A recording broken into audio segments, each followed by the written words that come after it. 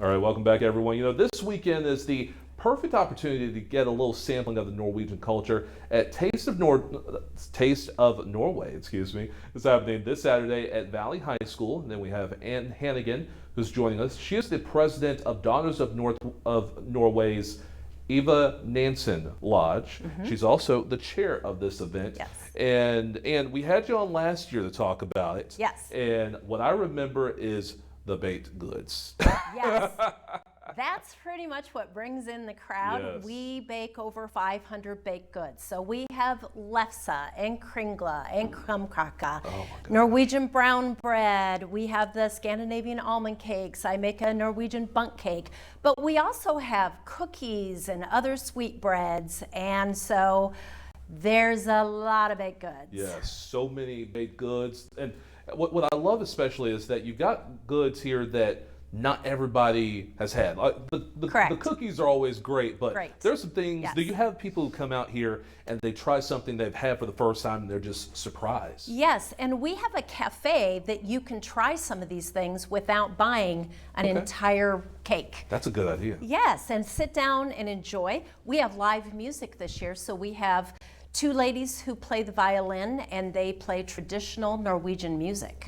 What does traditional Norwegian music look, or should I say sound like? Well, it's usually you have a hardanger fiddle, which is a very special fiddle. There's special music that goes with that. We do not have the hardanger fiddle, but they are playing the traditional Norwegian music. So very uplifting, very light, very pretty. I love that. I love that. It's so hard when we have festivals like these because there's so much to the Norwegian culture.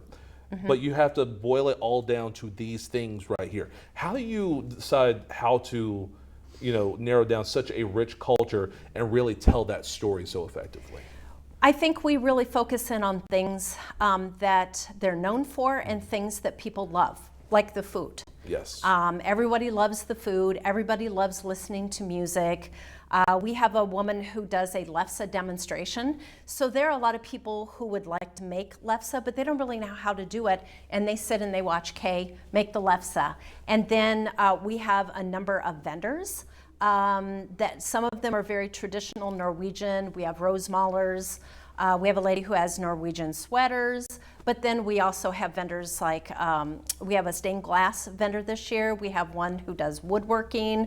So we have about 30 vendors. Pretty much you can find something for everybody, and Christmas is coming. Yes, that is a good point. That is very, very smart. Also, you mentioned the stained glass as something that's new this year. Yes. Is there anything else that's new that people need to know about?